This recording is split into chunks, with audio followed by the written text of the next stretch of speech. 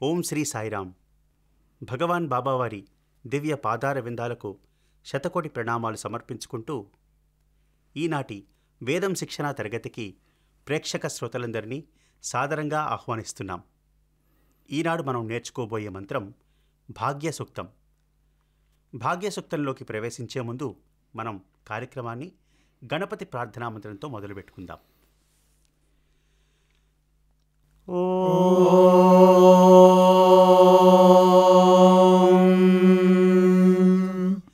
गणानां त्वा गणपतिगुं हवामहे कविं कवीनामुपमश्रवस्तमम् ज्येष्ठराजं ब्रह्मणां ब्रह्मणस्पत आनः शृण्वन्नोतिभिः सीदसादनम् प्रणो देवी सरस्वती वाजेभिर्वाजिनीवती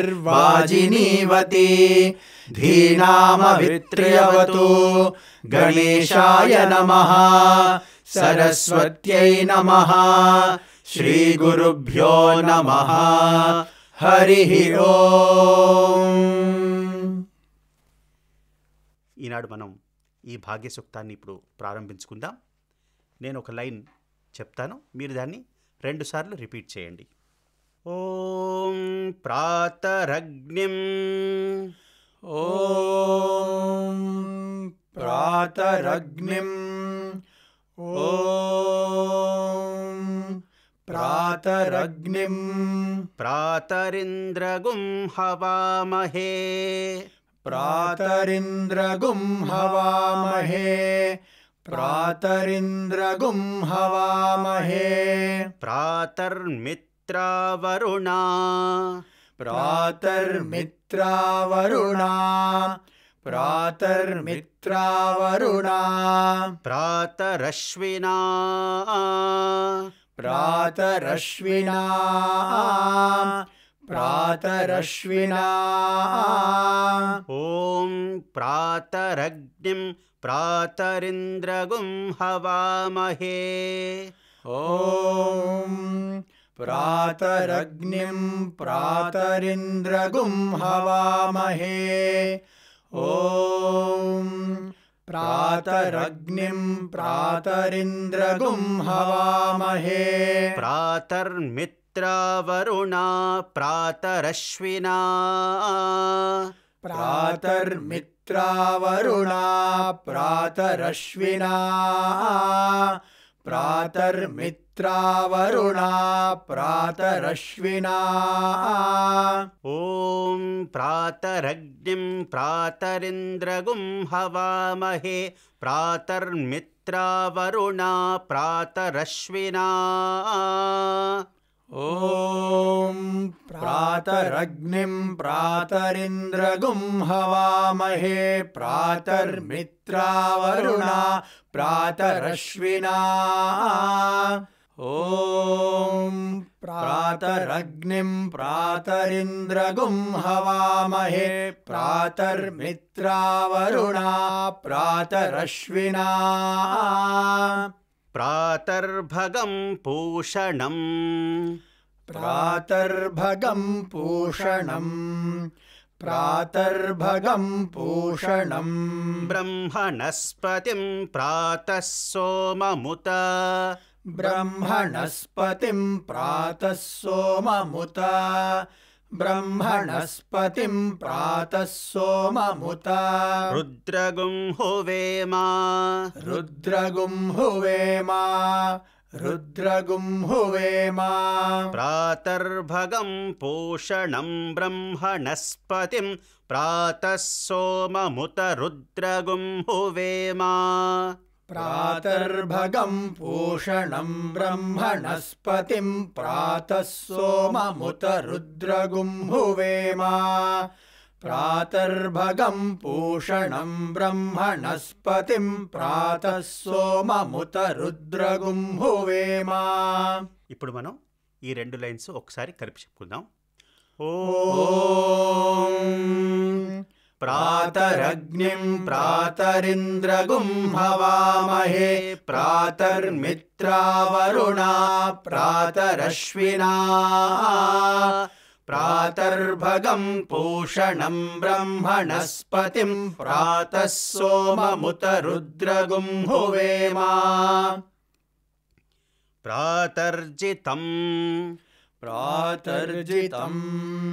प्रातर्जितं भगमुग्रगुं हुवेम वयम् भगमुग्रगुं हुवेम वयम् प्रातर्जितं भगमुग्रगुं हुवेम वयम् प्रातर्जितं भगमुग्रगुं हुवेम वयम् प्रातर्जितं भगमुग्रगुं हुवेम वयम् पुत्रमदितेर्यो विधर्ता पुत्रमदितेर्यो विधर्ता प्रातर्जितं भगमुग्रगुं हुवेम वयं पुत्रमदितेर्यो विधर्ता प्रातर्जितं भगमुग्रगुं हुवेम वयं पुत्रमदितेर्यो विधर्ता प्रातर्जितं भगमुग्रगुं हुवेम वयं पुत्रमदितेर्यो विधर्ता आध्रश्चिद्यम्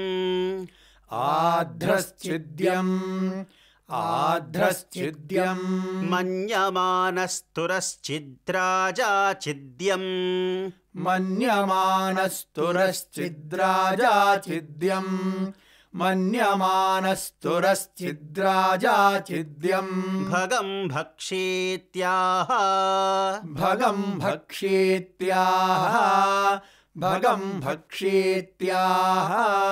आध्रश्चिद्यं मन्यमानस्तुरश्चिद्राजाचिद्यं भगं भक्षीत्याह आध्रश्चिद्यं मन्यमानस्तुरश्चिद्राजाचिद्यं भगं भक्षीत्याह आध्रश्चिद्यं मन्यमानस्तुरश्चिद्राजाचिद्यं भगं भक्षीत्याह ఇప్పుడు ఈ రెండు లైన్లు మనం కలిపి చెప్పుకుందాం ప్రాతర్జితం నుంచి प्रातर्जितं भगमुग्रगुं हुवेम वयं पुत्रमदितेर्यो विधर्ता आध्रश्चिद्यं मन्यमानस्तुरश्चिद्राजाचिद्यं भगं भक्षीत्याह भगप्रणेतर्भगसत्यराधो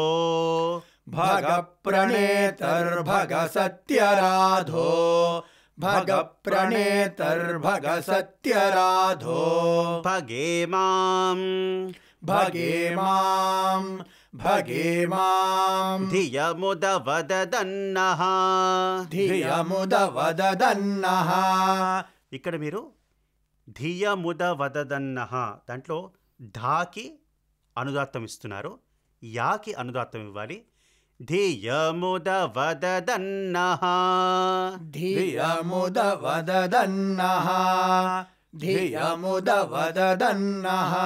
భగేమాన్ ధియముదవదదన్నః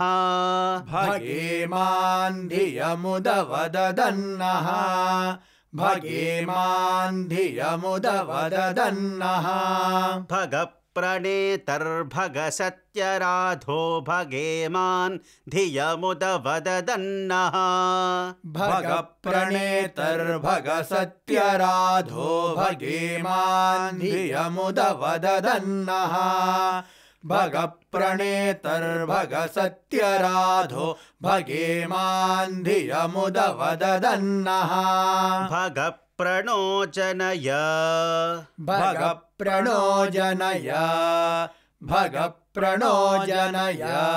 गोभिरश्वैः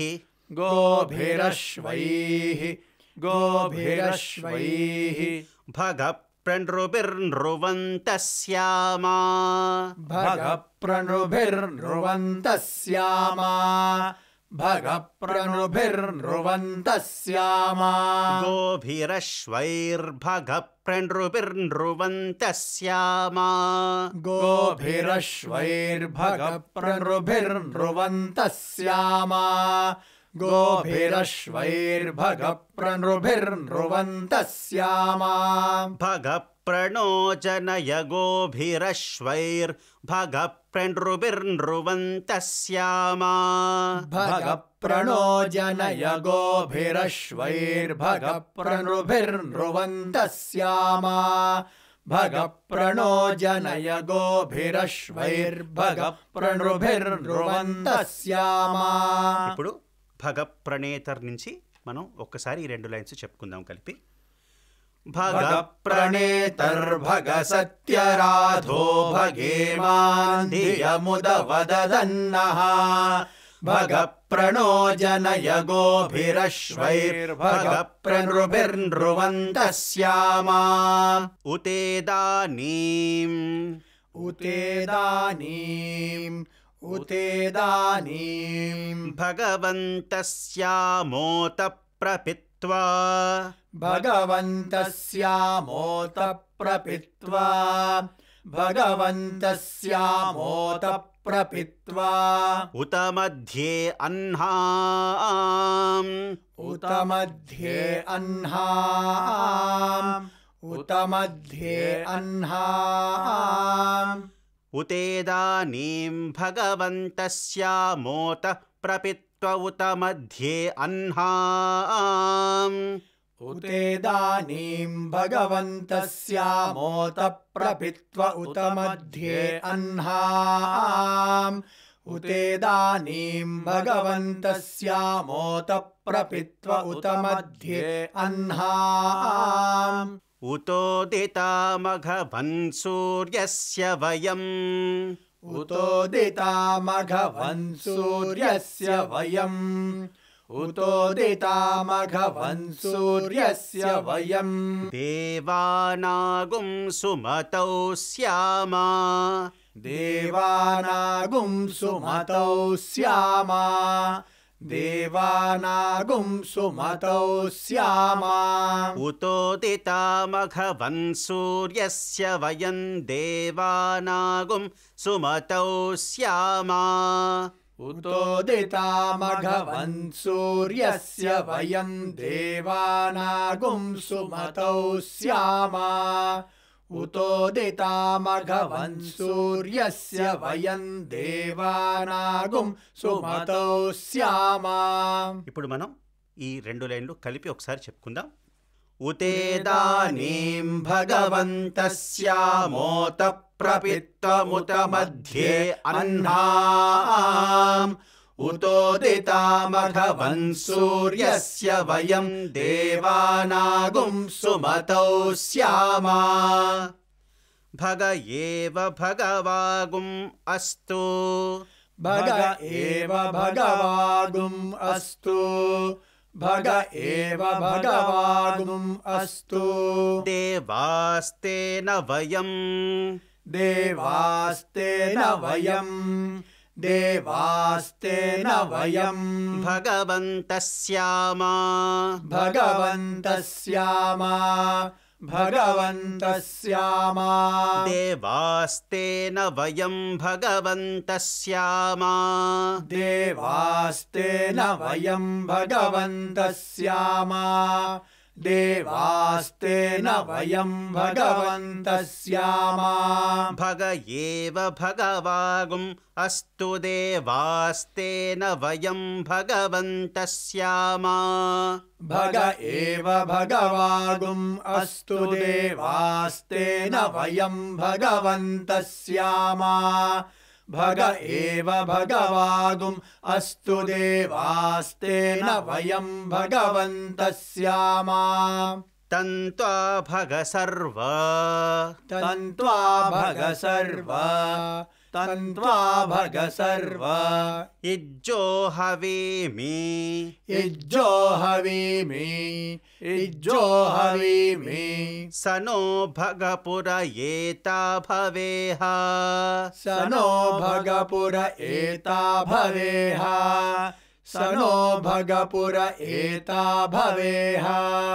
అది సనో భగపుర ఏతా భవేహలో భా ఒక్కటే స్వరితము. భవేహ भवेह भवेह ఏతా భవేహ एता भवेह एता भवेह स नो भगपुर एता भवेह स नो भगपुर एता भवेह स नो भगपुर एता भवेह तन्त्वा भग सर्व इज्जो हवेमि स नो भगपुर एता भवेह तन्त्वा भग सर्व इज्जो हवीमि स नो भगपुर एता भवेह तन्त्वा भग सर्व इज्जो हवीमि स नो भगपुर एता भवेह ఇప్పుడు మనం ఈ రెండు లైన్స్ కలిపి ఒకసారి చెప్పుకుందాం. भग एव भगवागुम् अस्तु देवास्तेन वयं भगवन्तः स्यामा तन्त्वा भग सर्व इज्जो हवीमि स नो भगपुर एता भवेह समध्वरा समध्वरा समध्वरा योषसो नमन्ता योषसो नमन्ता योषसो नमन्ता समध्वरा योषसो नमन्ता समध्वरा योषसो नमन्ता समध्वरा योषसो नमन्ता दधिक्रावेव दधिक्रावेव दधिक्रावेव समध्वरा योषसो नमन्त दधिक्रावेव समध्वरा योषसो नमन्त दधिक्रावेव समध्वरा योषसो नमन्त दधिक्रावेव शुचये पदाय शुचये पदाय शुचये पदाय समध्वरा योषसो नमन्त दधिक्रावेव शुचये पदाय समध्वरा योषसो नमन्त दधिक्रावेव शुचये पदाय समध्वरा योषसो नमन्त दधिक्रावेव शुचये पदाय अर्वाचीनं वसुविदम् अर्वाचीनं वसुविदम् अर्वाचीनं वसुविदम् भगन्नो भगन्नो भगन्नो रथमिवाश्वावाजिन आवहन्तु रथमिवाश्वावाजिन आवहन्तु रथमिवाश्वावाजिन आवहन्तु भगन्नो रथमिवाश्वावाजिन आवहन्तु भगन्नो रथमिवाश्वावाजिन आवहन्तु भगन्नो रथमिवाश्वावाजिन आवहन्तु अर्वाचीनं वसुविदं भगन्नो रथमिवाश्वावाजिन आवहन्तु अर्वाचीनं वसुविदं भगन्नो रथमिवाश्वावाजिन आवहन्तु अर्वाचीनं वसुविदं भगन्नो रथमिवाश्वावाजिन आवहन्तु ఇప్పుడు ఈ రెండు లైన్స్ కలిపి ఒకసారి మనం చెప్పుకుందాం. समध्वरा योषसो नमन्त दधिक्रावेव शुचये पदाय अर्वाचीनं वसुविदं भगन्नो रथमिवाश्वावाजिन आवहन्तु अश्वावतीर्गोमतेः अश्वावतीर्गोमतेः अश्वावतीर्गोमतेः न उषासो न उषासो न उषासो अश्वावतीर्गोमतेर्न उषासो अश्वावतीर्गोमतेर्न उषासो अश्वावतीर्गोमतेर्न उषासो वीरवते सदमुच्छन्तु भद्राः वीरवती सदमुच्छन्तु भद्राः वीरवती सदमुच्छन्तु भद्राः अश्वावतीर्गोमतेर्न उषासो वीरवते सदमुच्छन्तु भद्राः अश्वावतीर्गोमतीर्न उषासो वीरवती सदमुच्छन्तु भद्राः अश्वावतीर्गोमतीर्न उषासो वीरवती सदमुच्छन्तु भद्राः घृतं दुहाना घृतं दुहाना विश्वतः प्रपीना विश्वतः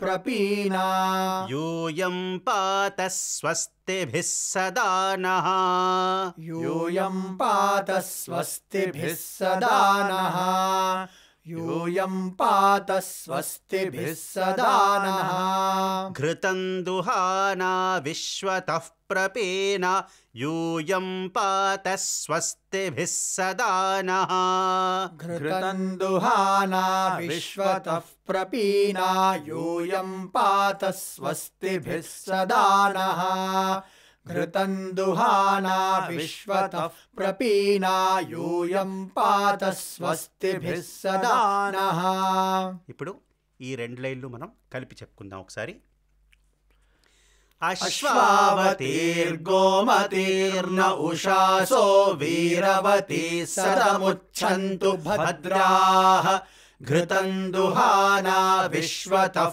प्रपीना यूयं पात स्वस्तिभिः सदा नः यो मा अग्ने भागिनगुं यो माग्ने भागिनगुं यो माग्ने भागिनगुं सन्तमथा भागं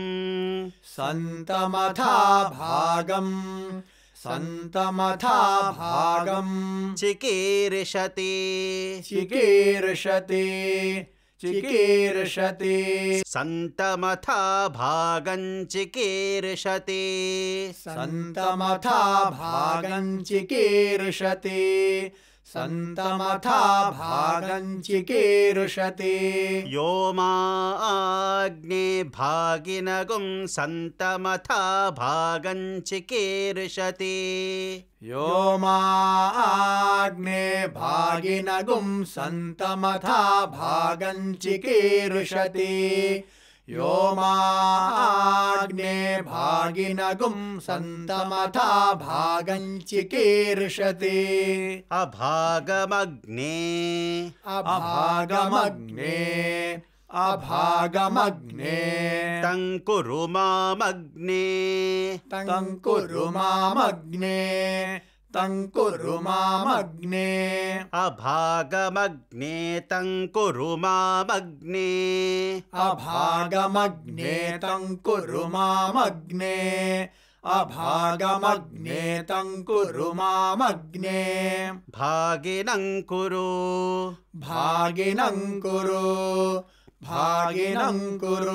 तं कुरु मामग्ने भागिनं कुरु तं कुरु मामग्ने भागिनं कुरु तं कुरु मामग्ने भागिनं कुरु अभागमग्ने तं कुरु मामग्ने भागिनं कुरु अभागमग्ने तं कुरु मामग्ने भागिनं कुरु अभागमग्ने तं कुरु मामग्ने भागिनं कुरु ఈ ఆఖరి రెండు లైన్లు మరొకసారి మనం కలిపి చెప్పుకుందాం यो माग्ने भागिनगुं सन्तमथा भागं चिकीर्षति अभागमग्ने तं कुरु मामग्ने भागिनं कुरु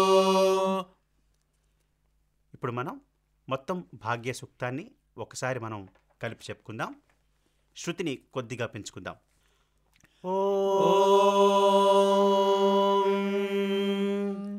प्रातरग्निं प्रातरिन्द्रगुं हवामहे प्रातर्मित्रावरुणा प्रातरश्विना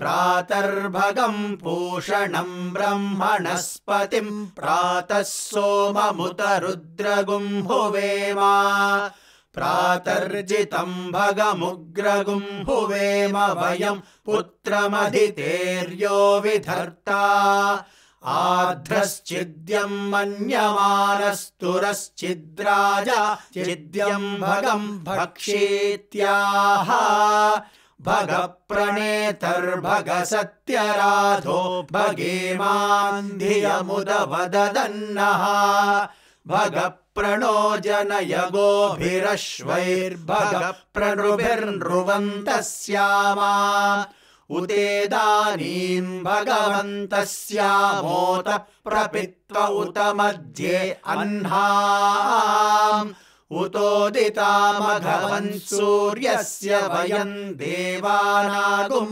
सुमतौ स्यामा भग एव भगवागुम् अस्तु देवास्तेन वयं भगवन्तः स्यामा तन्त्वा भग सर्व इज्जो हवीमि स नो भगपुर एता भवेह समध्वरा योषसो नमन्तदधिक्रामेव शुचये पदाया अर्वाचीनं वसुविदं भगन्नो रथमिवाश्वावाजिन आवहन्तु अश्वावतीर्गोमतीर्न उषासो वीरवती सदमुच्छन्तु भद्राः घृतं दुहाना विश्वतः प्रपीना यूयं पात स्वस्तिभिः सदा नः यो माग्ने भागिनगुं सन्तमथा भागं चिकीर्षति अभागमग्ने तं कुरु मामग्ने भागिनं कुरु ॐ शान्ति शान्ति శాంతి. ఇంతటితో భాగ్య సూక్తాన్ని మనం పూర్తి చేసుకుంటూ కార్యక్రమాన్ని ముగించే ముందు క్షమా ప్రార్థనా మంత్రాన్ని చెప్పుకుందాం. వచ్చే క్లాస్లో మరొక చక్కని మంత్రంతో తిరిగి కలుసుకుందాం. ఓం यदक्षरपदभ्रष्टं मात्राहीनं तु यद्भवेत् तत्सर्वं क्षम्यतां देव नारायण नमोऽस्तु ते. विसर्गबिन्दुमात्राणि पदपादाक्षराणि च न्यूनानि चातिरिक्तानि क्षमस्व साईश्वर. अपराधसहस्राणि क्रियन्ते हर्निशं मया दासोऽयमिति मां मत्वा क्षमस्व साईश्वर. अन्यथा शरणं नास्ति त्वमेव शरणं मम तस्मात् कारुण्यभावेन रक्ष रक्ष साईश्वर.